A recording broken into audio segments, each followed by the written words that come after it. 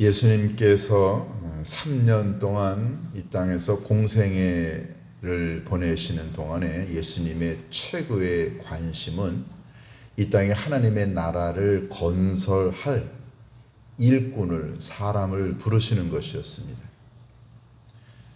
여러분, 하나님의 나라는 사람들이 움직이지 않고 가만히 있으면 하나님께서 알아서 천둥번개를 통해서 아니면 지진을 통해서 구름을 통해서 아니면 음성으로 하나님이 그렇게 하나님의 나라를 이 땅에 만드는 것 아니지요? 하나님은 이 땅에 예수님을 보내시면서 굉장히 중요한 사명을 주셨습니다. 그것은 하나님 나라의 모형을 이 땅에 만들어서 그래서 이 세상이 하나님의 나라가 되게 하는 것. 이게 예수님이 이 땅에서 가지셨던 예수님의 사명이었습니다. 예수님은 이걸 사람과 함께 이룰 수 있다고 생각을 하셨습니다. 그래서 예수님은 사람을 부르셨습니다.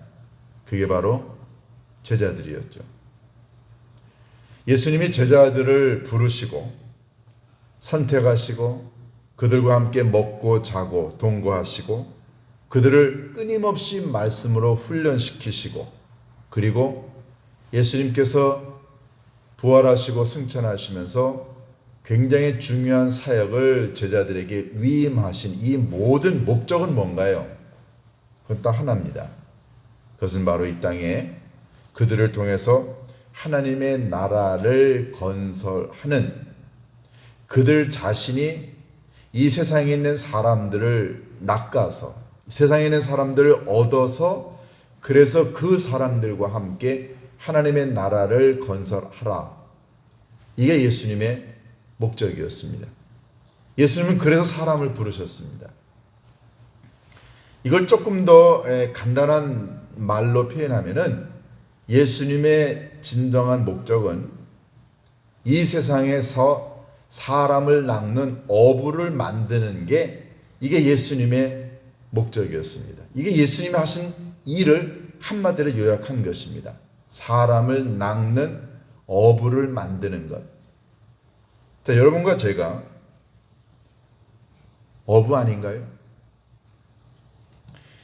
예수님은 홀로 이 세상에서 하나님의 나라를 이룰 수 있다고 생각하지 않으셨습니다. 예수님도 사람이 필요하셨어요. 이런 말이 있죠. 혼자 걷는 사람은 성공할 수 없다라는 말이 있습니다. 여러분, 세상의 위대한 일들은 혼자 이루지 않습니다. 대부분이 마음이 맞고 뜻이 맞는 사람들과 함께 위대한 일을 이루어서 그래서 성공하게 됩니다. 사람들이요, 일과 그리고 삶의 목표에 아주 커다란 기회를 가져다 줄 수 있는 좋은 사람을 얻으면 그 사람 성공하게 됩니다. 나 혼자 위대한 꿈을 이룰 수 없습니다. 어린아이들이 이 땅에서 살아가는 동안에 엄마 아버지가 도와줘야 돼요. 엄마 아버지가 밀어주고 끌어주고 기도해주고 사랑해주고 그리고 삶의 길을 모범을 보여주는 이 부모님의 도움이 없으면 우리 어린아이들이 이 땅에서 제대로 잘 못 자랍니다. 여러분, 똑같죠? 내가 이 세상에 살아가는 동안에 내 일이나 내 계획이나 내 목표가 아름답게 성공하려면 그것이 이루어지려면 내 주변에 좋은 사람들이 있어야 됩니다. 생텍쥐베리가 이런 얘기를 했습니다. 만약 당신이 배를 만들고자 한다면 그래서 사람을 불러 모아놓고 그리고 나무를 자르게 하고 그리고 일을 분담을 시켜가지고서는 이런 일을 하세요라고 명령을 내리기 전에 그 사람들에게 저 먼 바다에 나가서 항해하는 그 멋진 꿈을 갖게 하는 것이 더 중요하다라는 거예요. 사람은 꿈이 있으면 희망을 갖게 되면 내가 저 망망대해 저 커다란 바다에 나가서 내가 자유스럽게 항해할 수 있겠구나라고 하는 꿈을 갖게 되면 그러면 멋진 배를 만들 수 있습니다. 근데 그 꿈은 알려주지 않고 그냥 배만 만드세요 라고 한다면 사람들이 배만 만들다가 지친다는 거죠. 우리에게 사람은 내가 성공할 수 있도록 도와주는 수단이 아닙니다. 여러분 옆에 계신 분들이 여러분을 성공하게 만들고 행복하게 만들고 여러분들을 돈 벌게 만들어주는 수단이 아니고요. 옆에 있는 사람은 내가 나의 성공과 나의 기쁨과 나의 성취를 함께 나눌 수 있는, 더불어 의지하고 같이 갈 수 있는 친구이자 동반자입니다. 만약에 남편이라는 사람이요, 자기의 행복이나 자기의 성취를 위해서 아내를 수단으로 이용한다면 여러분 그 부부관계는 오래가지 않습니다. 세상에 있는 모든 사람들은 수단이 아니고 내 인생을 보람되게 의미있게 성공의 길로 만들 수 있는 나의 인생의 반려자이자 동반자죠. 친구입니다. 여러분 사람들이 그렇게 생각하게 되면 나는 그와 함께 성공하게 되죠. 그래서 직장생활 잘하는 사람은요, 자기 동료를 중요시 여깁니다. 왜냐하면 저 동료는 내가 밟고 딛고 일어설 수 있는 그런 수단으로 동료를 생각하게 되면 그 사람 오래 못 갑니다. 그 사람 절대 회사에서 성공하지 못합니다. 여러분 높은 자리에 오르고 싶으세요? 남들보다 인정받고 싶으세요? 그러면 여러분과 함께 일할 수 있고 뜻을 나누고 꿈을 나눌 수 있는 삶의 동반자를 많이 만드는 길, 사람을 얻는 게 성공하는 길입니다. 예수님 이 땅에 오셔서 하나님의 나라를 건설하시려고 하셨을 때 예수님은 사람을 수단으로 여기지 아니하시고 예수님은 사람들과 함께 그들을 동역자로 삼고 그들을 파트너로 삼고 그들을 친구로 삼고, 그래서 예수님은 그들과 함께 하나님의 나라를 이루셨습니다.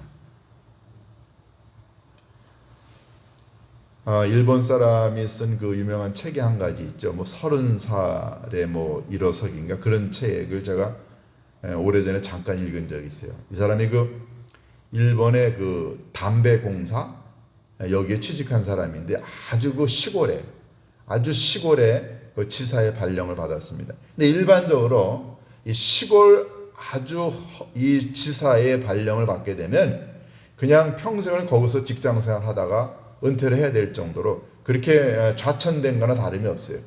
근데 이 사람이 아주 평범하고 능력도 없는 그런 사람인데 그 시골의 지사의 발령을 받아가지고 이 사람이 거기서 성공을 해가지고 이 일본 담배 공사의 1등 가는 지점을 만든 사람입니다. 굉장히 유명해진 사람이죠. 이 사람이 쓴 책이에요.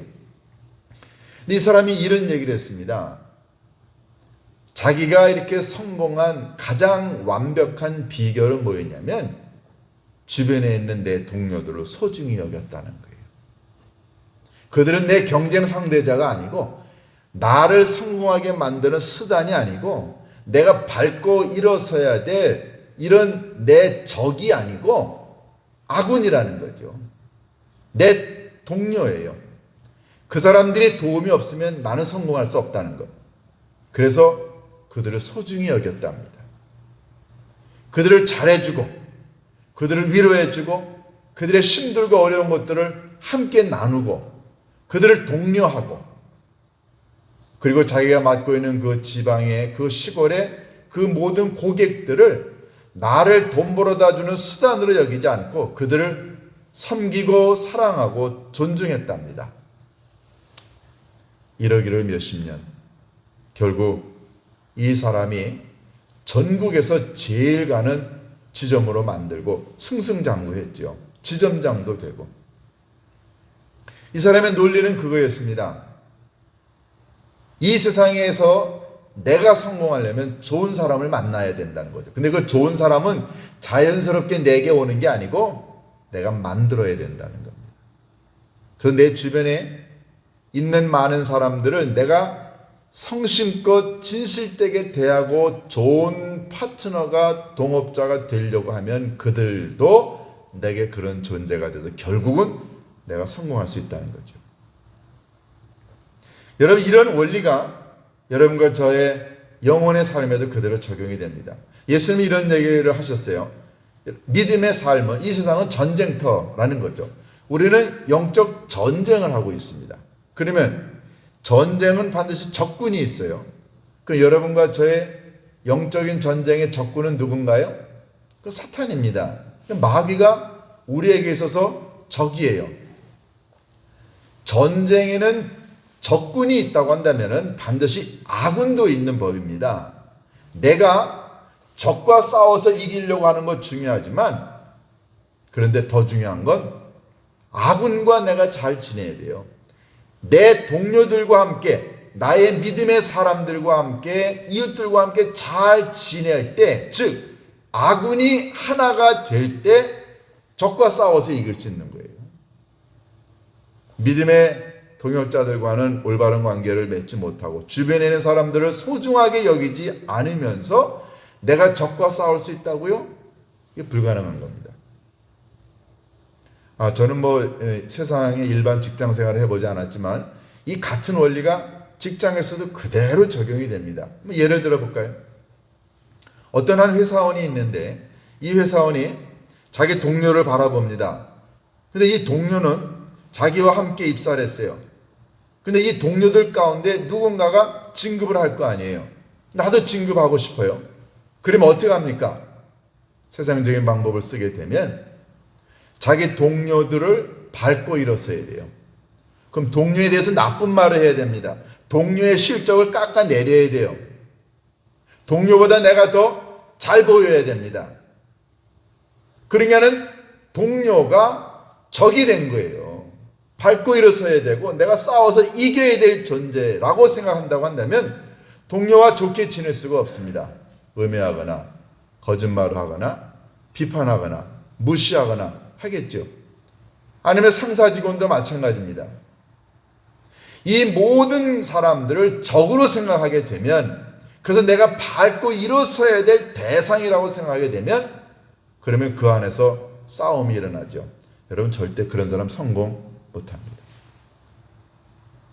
내 동료를 소중하게 여기고 내 팀원을 소중하게 여기고 내 주변에 있는 사람들을 소중하게 여길 때, 그들과 함께 일을 할 때 우리가 성공하는 거죠. 하나님의 나라도 똑같습니다.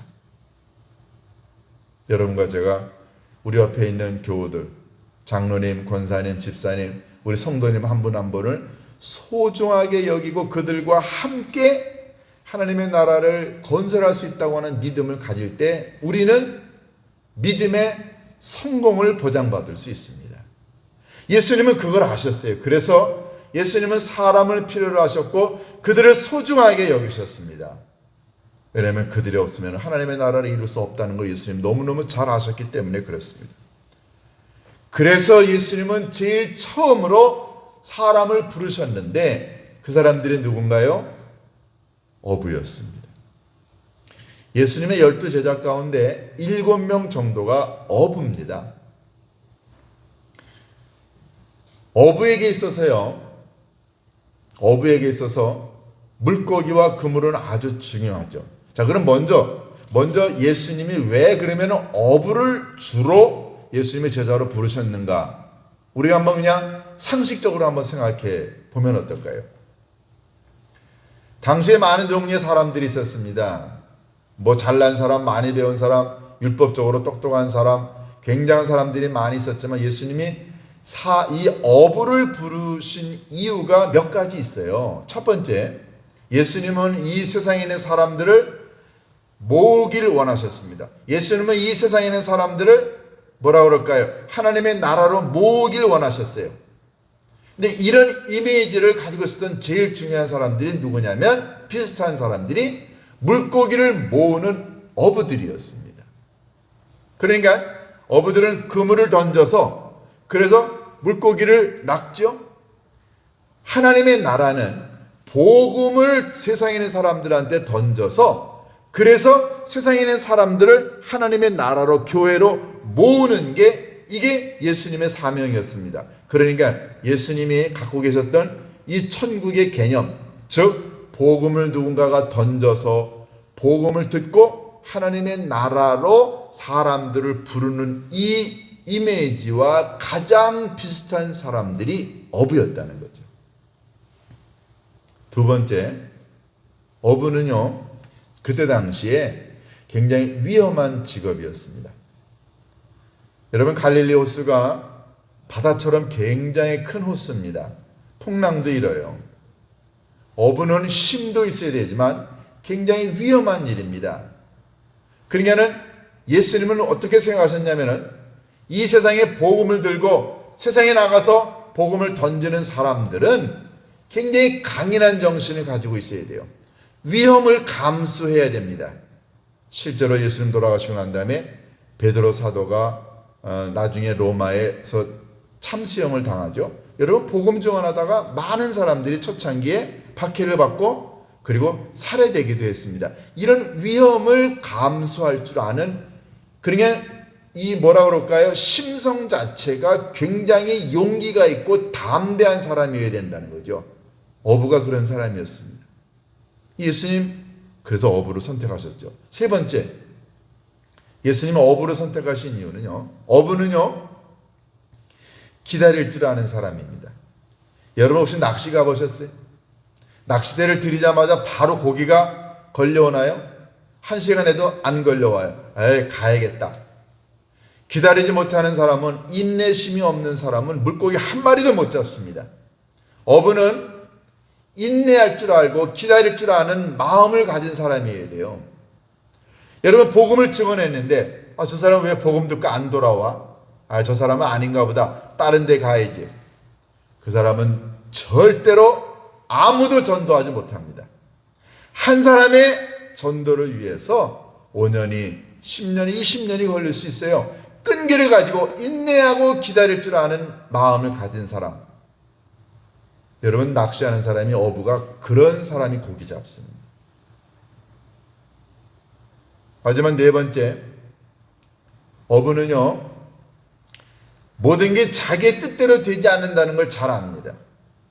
내가 아무리 경험이 많아요, 내가 아무리 유능해, 그래서 아무리 그물을 던져도 고기를 한 마리도 못 잡을 수 있다는 걸 압니다. 즉 어부는 모든 게 자기의 뜻대로 되는 게 아니고 하늘의 뜻, 땅의 뜻, 자기의 생각과 자기의 능력 밖의 일이 있다는 걸 잘 아는 사람이 어부입니다.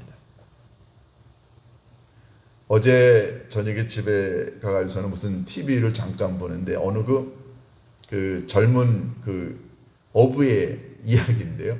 뭐 10년 동안 원양어선 타고 난 다음에 그만두고 이제 돈 번 것 가지고 어머님하고 같이 배 하나 사가려서는 조그마한 횟집을 하는 30몇 살 된 선장의 얘기예요. 이 젊은이가 바다에 나가서 고기를 잡는데 이런 얘기를 하더라고요. 몇 마리 못 잡았어요. 그러니까 아마 PD가 이렇게 묻는 거예요. 오늘 몇 마리 못 잡아서 좀 기분이 좀 그렇겠어요. 그랬더니 이 젊은 선장이 딱 뭐라 그러는지 아세요? 고기요? 내가 잡는 거 아닙니다. 바다가 주어야 잡습니다. 자기 원하고 자기 뜻대로 되는 게 아니라는 거죠. 그걸 아는 거예요. 그래서 이 젊은 선장이 깨달은 게 이거랍니다. 자기는 그래서 절대로 욕심을 부리지 않습니다. 바다가 허락해야 내가 잡을 수 있는 겁니다. 여러분, 어부는 자기의 힘과 자기의 노력과 자기의 경험으로 모든 게 다 되는 게 아니라는 걸 압니다. 하나님의 나라가 그런 거예요. 그러니까 예수님이 어부를 선택하신 이유가 바로 이런 것들입니다. 여러분, 하나님의 일, 전도, 우리가 하는 이 모든 것들이 우리의 뜻과 우리의 생각대로 됩니까? 우리가 자녀를 기를 때 부모가 생각하는 뜻대로 다 되나요? 여러분이 사업할 때 여러분의 뜻대로만 다 되나요? 아닙니다. 하나님의 섭리와 하나님의 도우심과 하나님의 계획과 하나님의 함께 하심이 있어야만 되죠. 예수님은 그걸 아셨어요. 그래서 이 모든 것들을 잘 아는 사람들이 어부라고 생각하신 거예요. 마지막, 예수님이 어부로 선택하신 결정적인 이유는요, 어부요, 많이 배운 사람 아닙니다. 권력 있는 사람 아니고요. 지체 있는 사람 아닙니다. 배경이 좋은 사람도 아니에요. 하나님의 나라를 이룰 수 있는 일꾼은 세상적으로 보잘것 없어도, 배운 것 많지 않아도, 능력 별로 없어도 하나님의 부르심에 헌신하겠다고 다짐하는 마음만 있으면, 그러면 하나님 나라의 일꾼이 될 수 있다는 것. 예수님 그걸 아셨어요. 만약에 여러분 박사학위 있고, 그리고 부자고, 아주 좋은 집안이고, 능력이 많은 사람을 불러서 그 사람들에게 하나님 나라의 일꾼으로 삼으셨다고 한다면 그 사람들이 뭐라고 생각하겠어요? 자기 자신을 자랑하겠죠. 하나님의 나라는 인간적인 자랑을 하는 사람으로 이루어지지 않습니다. 그래서 예수님은 가장 평범하고 보잘것없는 사람들을 불러서 하나님 나라를 세우는 일꾼으로 삼으셨죠.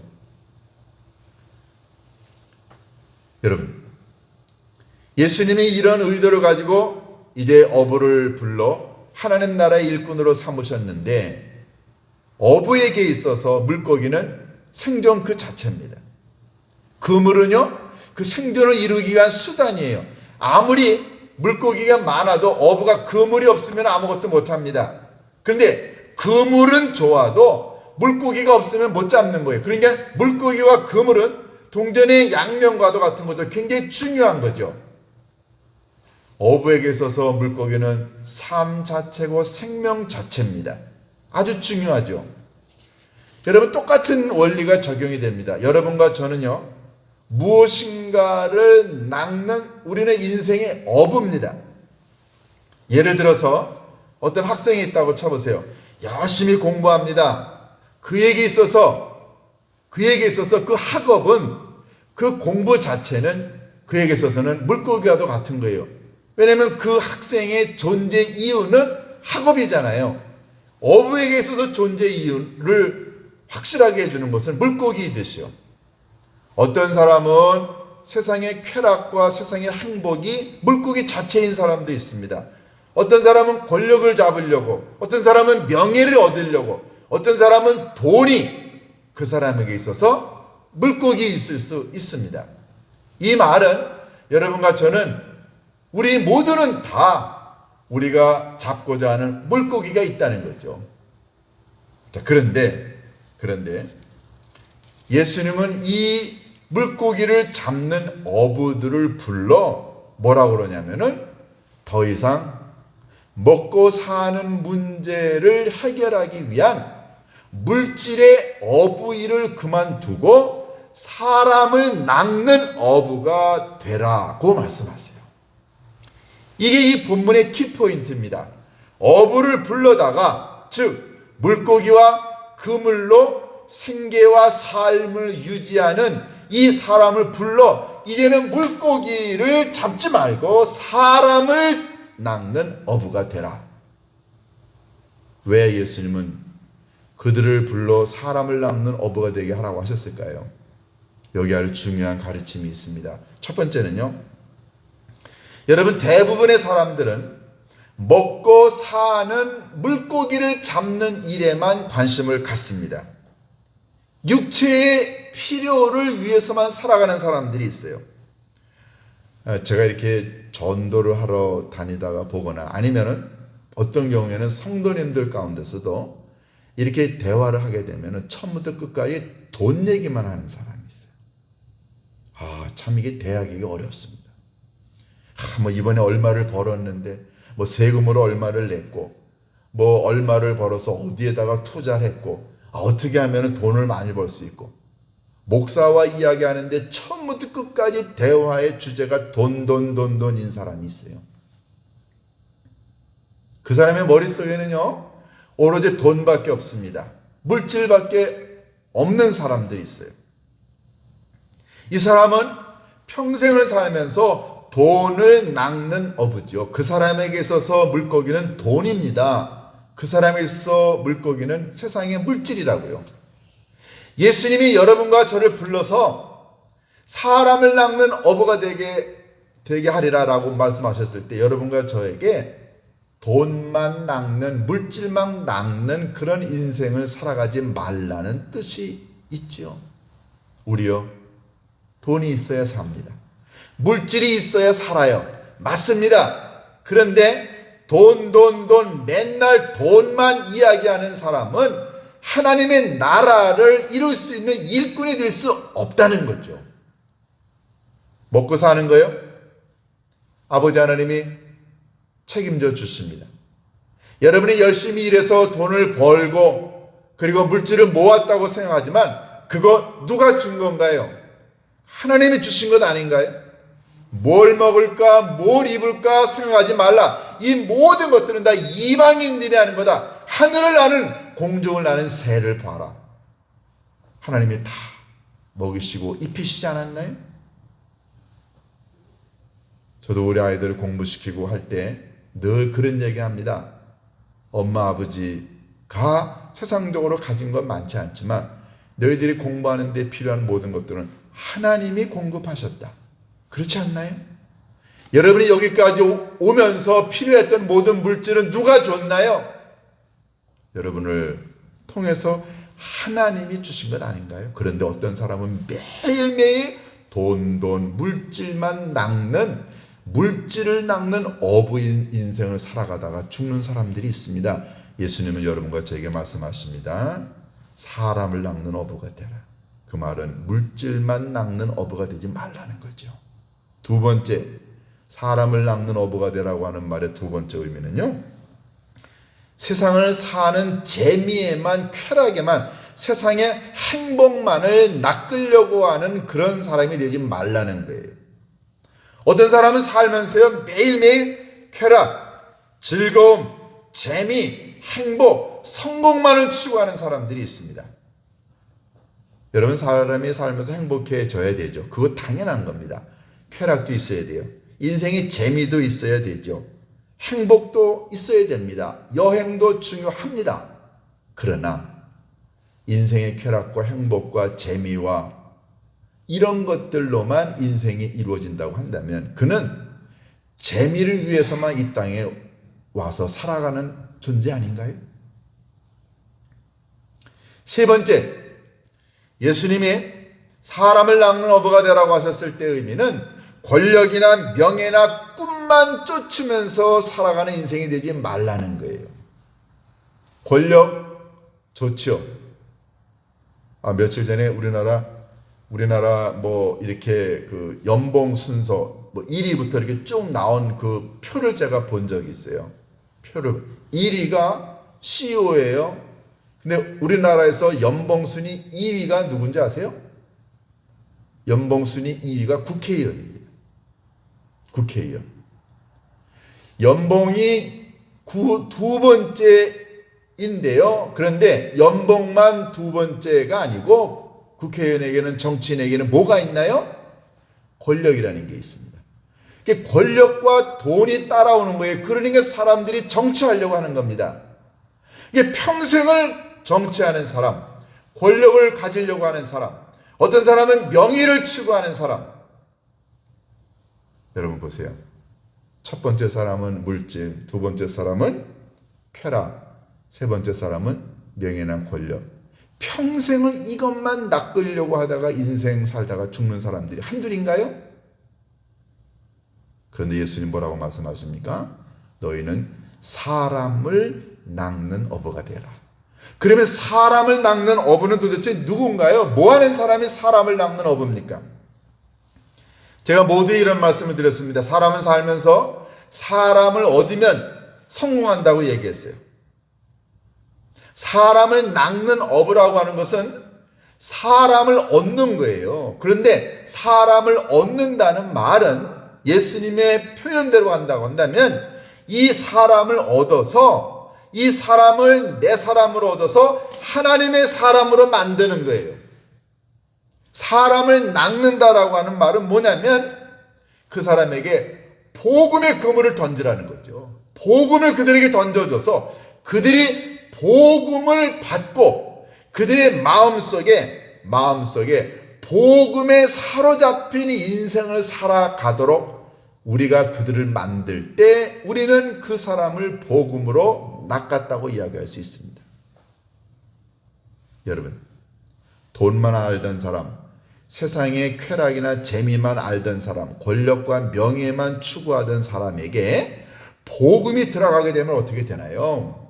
그러면 물질의 사람, 쾌락의 사람, 권력의 사람이었던 이 사람이 하나님의 말씀으로 완전히 변화가 됩니다.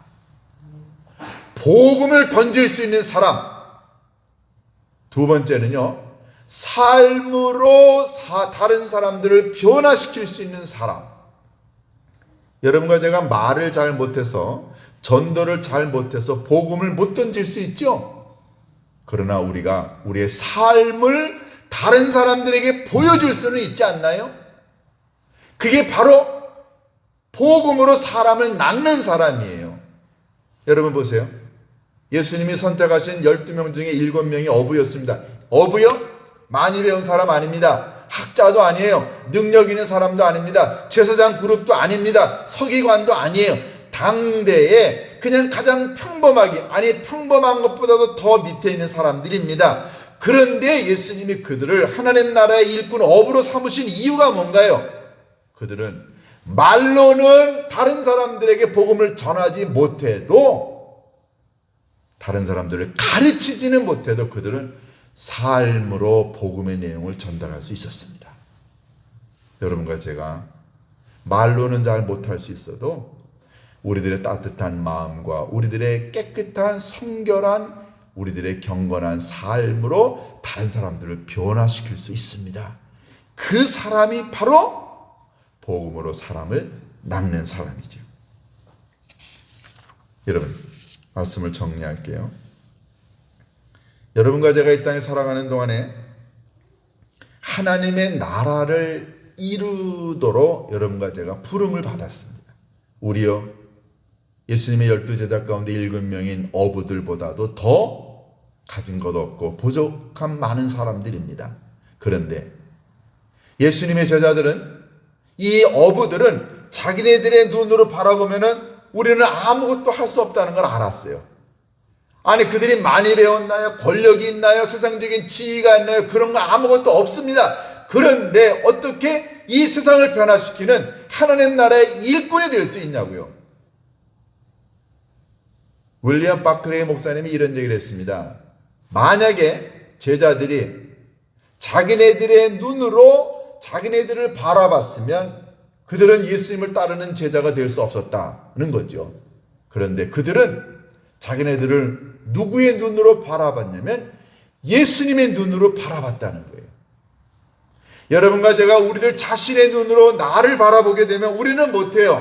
내가 무슨 능력이 있어서 세상에 있는 사람들에게 복음을 전달하고 그래서 그들을 하나님의 나라로 모을 수 있나요?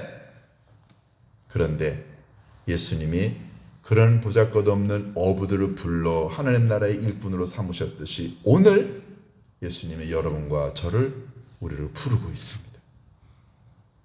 우리가 우리의 눈으로 나를 바라보고 세상을 바라본다고 한다면 우리는 하나님의 나라의 일꾼에 적합하지 않습니다. 맞아요. 그런데 예수님의 눈으로, 예수님의 관점으로 바라보게 되면 우리의 예수님 나라, 하나님의 나라 이룰 수 있는 일꾼이 될 수 있습니다.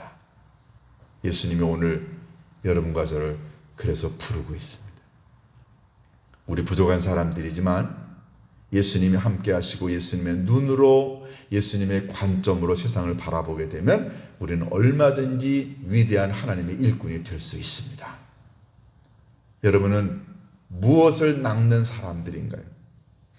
매일매일 돈, 쾌락, 세상의 재미, 권력, 꿈, 비전만 쫓아다닐 건가요? 아니면 내가 가진 것 없지만 나의 삶의 자리에서 주님의 관점으로, 주님의 눈으로, 주님의 능력으로 사람들을 모아서 그들을 하나님 나라에 들여보내는, 사람을 낚는 어부가 될 수 있다고 한다면 그 사람이야말로 성공한 사람 아닐까요? 오늘 주님이 여러분을 부르시고 계십니다. 여러분과 제가 제자들처럼 응답하고 결단을 내려서 그런 제자가 되겠다고 다짐을 한다면 하나님은 우리를 통해 위대한 하나님의 나라를 이루실 줄로 믿습니다.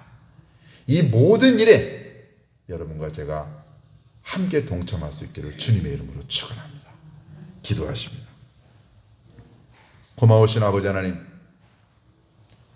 보잘것없는 저희들이지만 저희들을 불러 사람을 낚는 어부가 되게 하심을 감사합니다.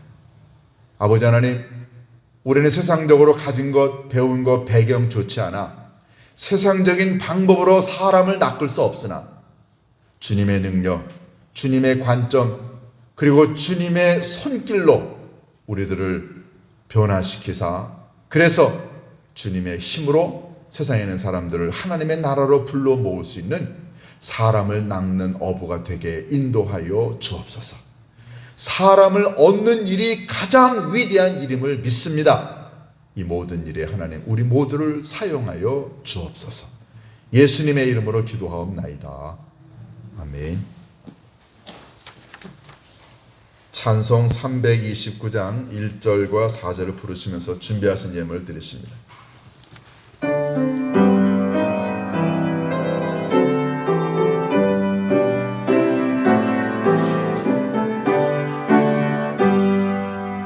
주 날 불러 이르소서 말씀대로 전하리라. 나 주님의 뜻을 따라 길 잃은 양 찾으리다. 내 주 얼굴 뵙기까지 주님 나를 도우소서. 이 천한 몸 받으셔서 주옵소서.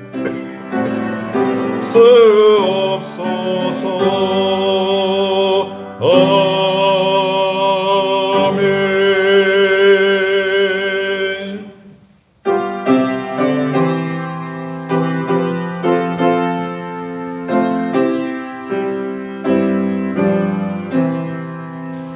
내 주 예수 주신 은혜 한없건만 내 주 앞에 이 적은 거 다 드리니 주 예수여 내 정성을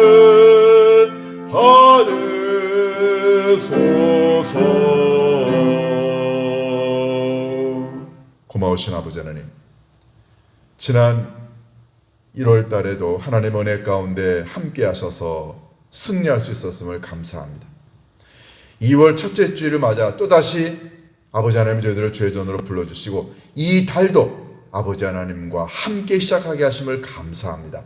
하나님이 주신 것 중에 일부분을 구별하여 하나님 나라를 위하여 사용해 달라고 드립니다. 하나님이 건강 주셔서 일할 수 있었고 하나님이 일터를 주셨음을 감사합니다.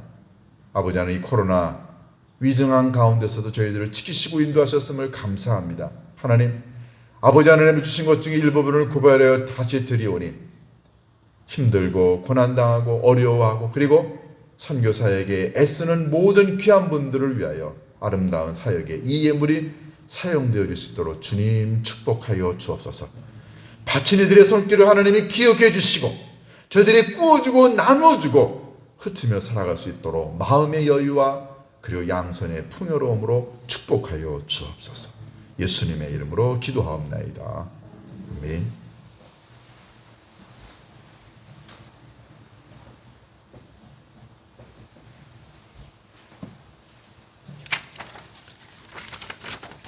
몇 가지 교육 소식 알려드립니다. 제가 축도 마치고 난 다음에 한 5분 정도 우리 교회 창립 10주년 기념 사업 간단하게 소개하고 선포하는 시간을 갖도록 하겠습니다. 오늘 2부 예배 후에는 우리 재직 기도회가 있겠어요. 재직되시는 분들은 남아주시면 고맙겠습니다. 우리 교회는 매월 첫째 주간에 기도회를 합니다. 지금 이제 새벽 기도를 할 수가 없는 때이기 때문에 저녁 기도회를 계속 하는데요. 내일부터 금요일까지 저녁 8시에 줌으로 저녁 기도회를 합니다. 제가 내일 오후쯤에 다시 이 소식을 우리 교회 단톡방에다가 그리고 밴드에다가도 올릴 거예요. 여러분들 정확하게 8시에 들어오시면 됩니다. 10분 전에 줌 영상을 오픈을 할 거예요. 미리 들어오셔서 이야기 나누시고 함께 기도하실 수 있는 좋은 시간 갖게 되시기 바랍니다. 사랑의 빵 저금통 여러분들 꼭 채우셔서 2월 13일까지 교회로 보내주시면 고맙겠습니다. 자세한 교회 소식은 주보를 참조하시기 바랍니다. 이제 일어나셔서 찬송 331장 1절 부른 다음에 축도로 예배 마칩니다.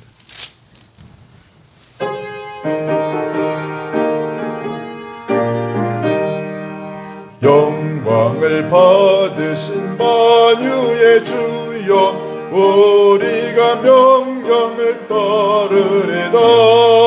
베푸신 은혜를 감사히 알고 진실한 마음으로 섬기겠네. 구주의 은혜 주시는 대로 영원히 받들어 섬기겠네. 찬송하겠네 찬송하겠네. 생명을 주시는 구주로다.